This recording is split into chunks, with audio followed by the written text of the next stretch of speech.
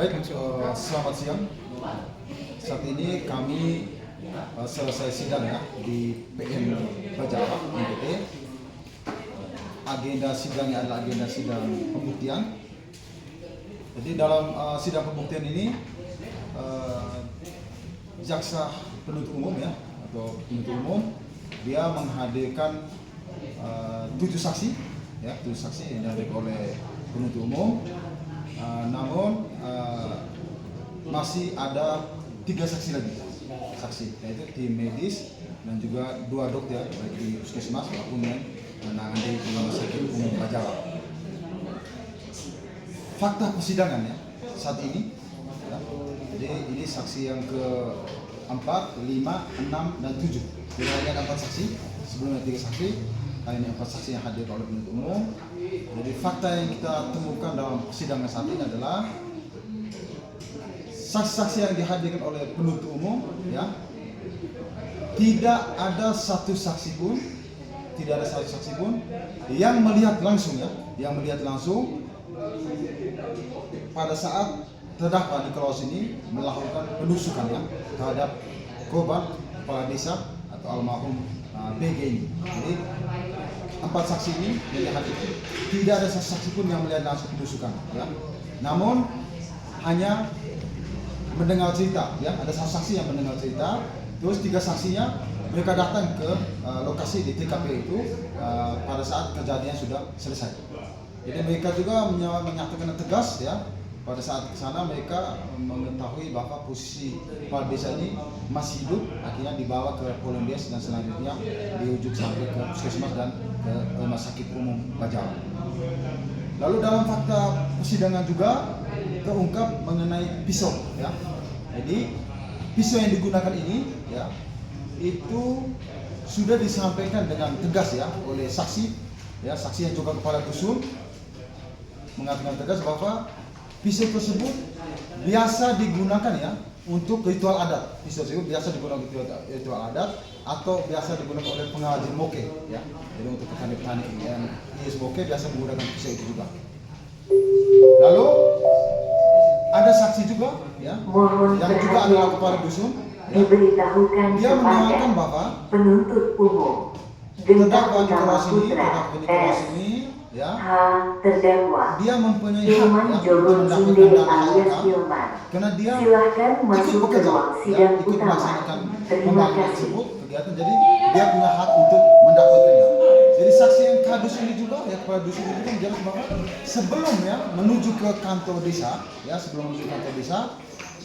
terdakwa Nikolaus ini dia bertemu ya kepala dusun untuk menanyakan terkait kapan ya dia minta haknya, dana HOP ini kapan dicairkan. Lalu ya kepala dusun menelpon pejabat yang di desa untuk menanyakan itu, namun belum ada jawaban yang jelas ya, sehingga Nikolaus ini dia menuju ke kantor desa ya untuk bertanya langsung dan berakhir dengan meninggal kursi, lalu terjadi pertengkaran dan penusukan itu. Baik, ada tambahan? Baik, saya tambahkan sedikit bahwa berdasarkan fakta-fakta yang terungkap di persidangan dari 2 kali persidangan dengan 7 orang saksi, kami sebagai penasihat hukum semakin yakin bahwa terdakwa NR ini tidak terbukti secara sah dan meyakinkan melanggar ketentuan yang diatur dalam pasal 340, di mana dengan sengaja, dengan perencanaan menghilangkan nyawa orang lain. Yang kedua, dengan sengaja menghilangkan nyawa orang lain atau pasal 338 atau pembunuhan.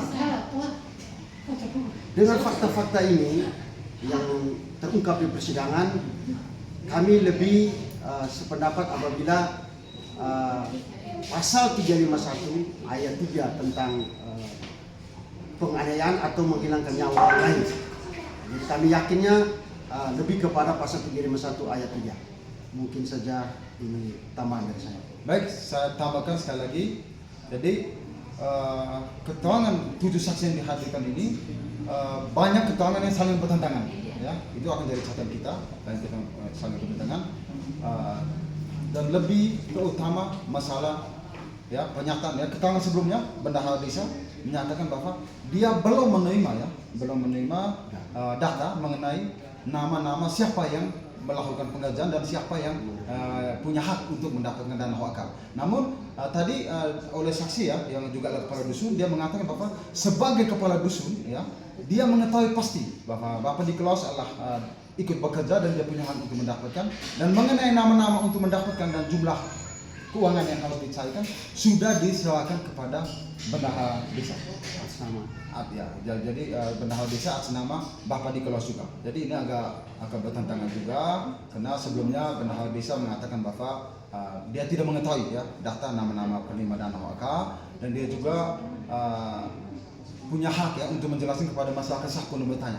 Padahal mestinya menjelaskan kepada yang tentunya kepada masyarakat yang benar-benar memiliki atau yang melakukan pekerjaan, kan dia juga sudah memiliki data. Jadi ini apa ya, ada upaya supaya dalam persidangan ini supaya mengkabulkan terkait hak Bapak terdakwa ini untuk menagih janjinya, kan begitu.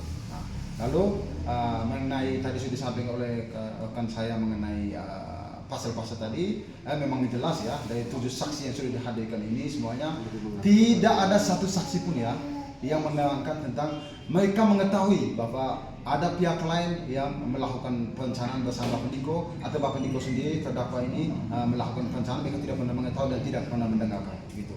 Terus apakah ada masalah lain terkait selain dana hok? Apakah masalah tanah atau masalah suku? Mereka juga mengatakan tegas mereka tidak mengetahui. Baik, sekian saja. Salam keadilan.